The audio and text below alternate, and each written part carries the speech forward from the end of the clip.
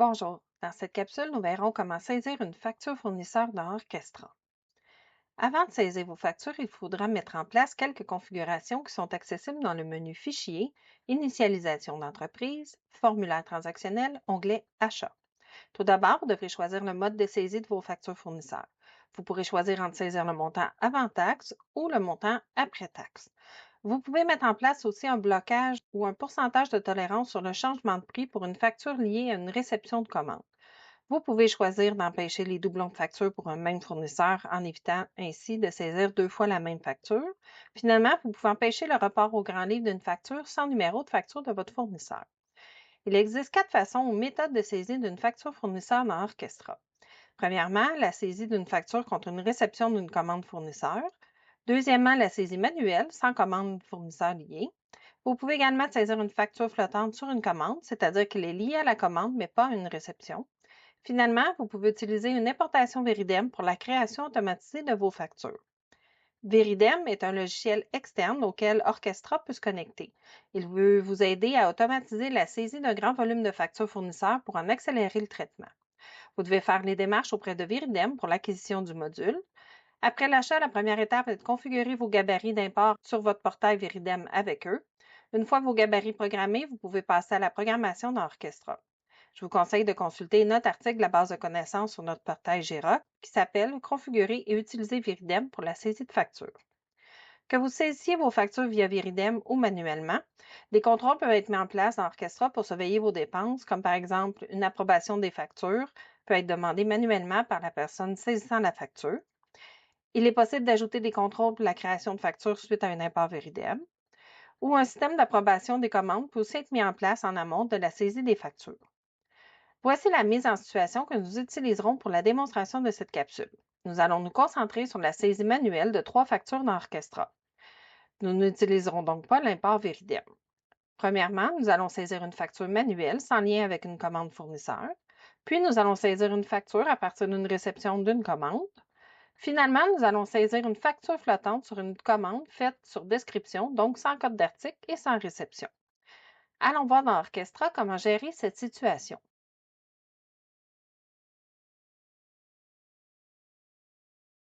Nous allons donc commencer par saisir une facture manuelle sans lien avec une commande fournisseur. Ce type de facture est adapté pour les fournisseurs de services comme Hydro-Québec, Bell, Énergir et pour lesquels vous n'avez pas de commande fournisseur. On va donc aller dans le menu Achat, puis tout en bas, Facture fournisseur. À l'ouverture de la page, vous aurez la dernière facture consultée ou la dernière facture saisie si vous n'avez jamais consulté la page. Pour saisir une facture, on va cliquer sur Nouvelle facture dans le menu de gauche.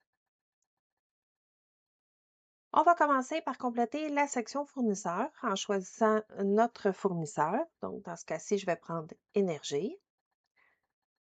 Il faut ensuite saisir le numéro de facture.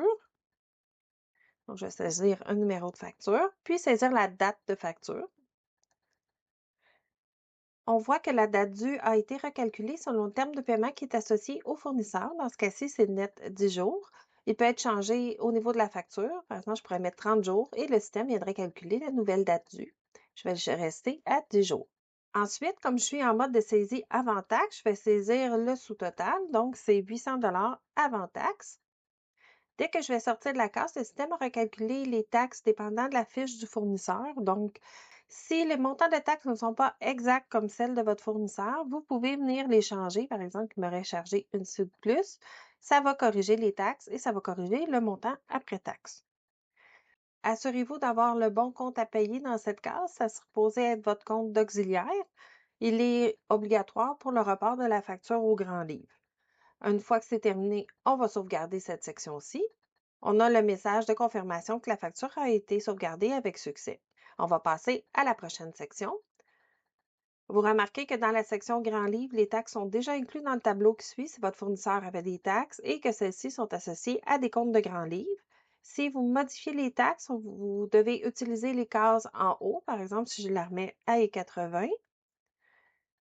ça va recalculer le total et ça va mettre à jour le tableau dans Grand livre. Au niveau de la dépense, c'est à vous de répartir la dépense dans les comptes de Grand livre. Le compte de Grand livre qui est suggéré dans la liste déroulante de comptes vient de la fiche du fournisseur. C'est le compte qui est inscrit dans la case compte de dépenses qui est suggéré par défaut. Il peut être changé au besoin. Pour le fournisseur, pour voir la case, vous pouvez cliquer sur le mot fournisseur pour accéder à sa fiche. Et c'est le compte qui est dans la case compte de dépenses ici qui va venir se mettre. Il est possible de répartir le montant en plusieurs comptes en autant que ça donne le sous-total que vous avez saisi. Vous pouvez saisir un commentaire. Si jamais vous n'avez pas ces colonnes-là, faites clic droit dans le tableau, affichage de colonnes, puis venez cocher les colonnes que vous souhaitez. Pour ajouter au tableau, je vais cliquer sur Ajouter.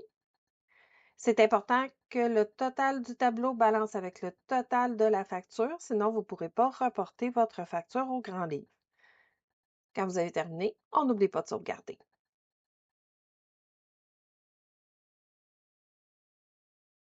Nous allons maintenant rentrer une facture contre une ou plusieurs réceptions de commandes fournisseurs. Nous allons aller dans le menu Achat, puis tout en bas, Facture fournisseur. À l'ouverture de la page, vous aurez la dernière facture consultée ou la dernière saisie si vous n'avez jamais consulté la page. On va cliquer sur Nouvelle facture à partir d'une réception. Dans cet écran, vous devez cocher là ou les réceptions pour lesquelles vous souhaitez saisir la facture. Attention, des blocages peuvent être en place selon votre configuration d'entreprise. Il est possible que vous ne puissiez pas choisir des réceptions de commandes différentes pour un même fournisseur. Je vais choisir les 2 premières réceptions de cette commande-ci. Quand vous êtes prêt, on va cliquer sur Créer la facture. Quand vous saisissez une facture liée à une réception d'une commande fournisseur, vous remarquez qu'à la création de celle-ci, certaines informations sont déjà remplies, comme par exemple le nom du fournisseur qui vient de la commande et le sous-total qui vient des réceptions. Le sous-total devrait correspondre au montant de votre facture de fournisseur. On va voir plus tard où aller pour changer correctement ce montant. Nous allons d'abord compléter la section fournisseur en saisissant le numéro de facture, puis la date de facture. La date due est calculée selon le terme de paiement associé au fournisseur par défaut ou à la commande choisie. Elle peut être changée exceptionnellement pour une facture en particulier.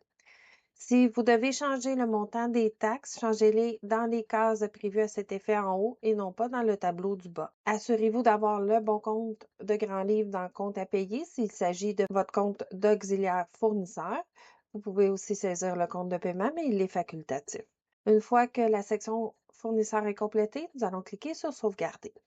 Vous remarquerez que dans la section Grand livre, elle est déjà complétée avec les taxes et dépenses. C'est possible si les taxes sont configurées dans la fiche du fournisseur et qu'elles sont associées à des comptes de Grand livre dans Initialisation d'entreprise.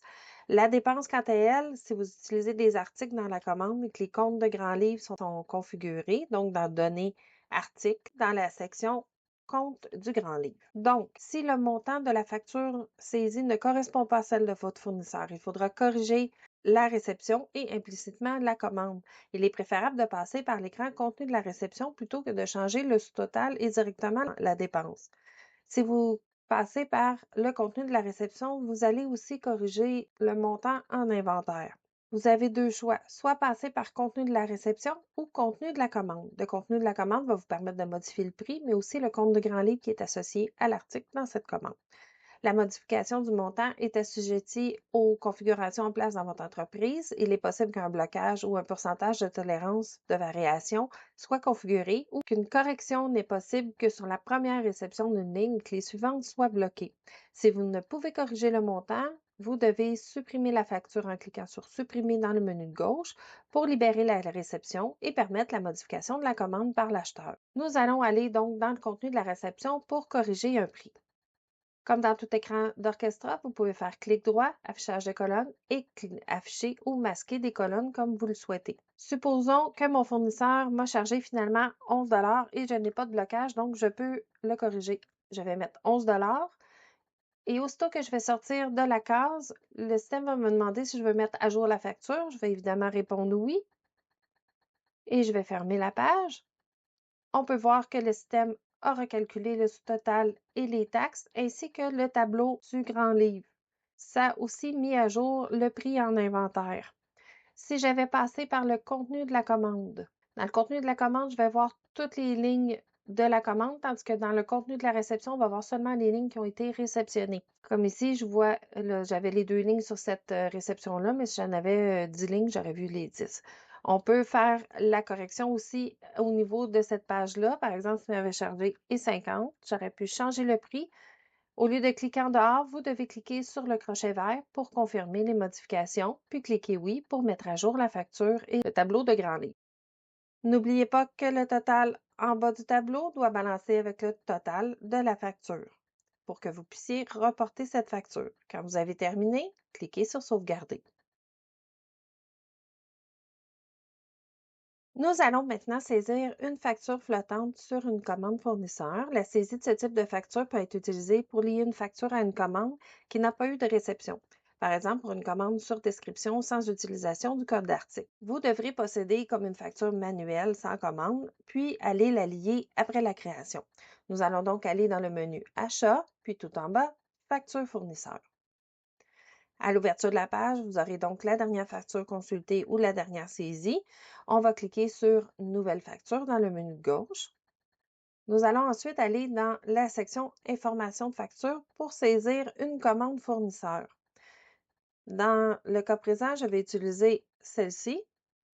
Le système va nous demander de mettre à jour les informations de la facture. Donc, il va mettre à jour le fournisseur, les taxes, le terme et le compte à payer. Je vais dire oui. Comme dans les cas précédents, on va compléter la section fournisseur, donc le numéro de la facture. On va rentrer la date de facture. La date due, c'est calculé selon le terme de paiement qui a été saisi dans le fournisseur. On peut changer, évidemment. On voit que le sous-total a été amené, donc c'est le sous-total de la commande. Il peut être changé au besoin. Les taxes aussi ont été recalculées selon les taxes du fournisseur et de la commande. Et le montant total a été calculé. Le compte à payer s'est mis parce qu'il est dans mes configurations d'entreprise, donc c'est mon compte auxiliaire payable. Le compte de paiement est facultatif, il vient du fournisseur aussi. Quand c'est complété, on va cliquer sur Sauvegarder.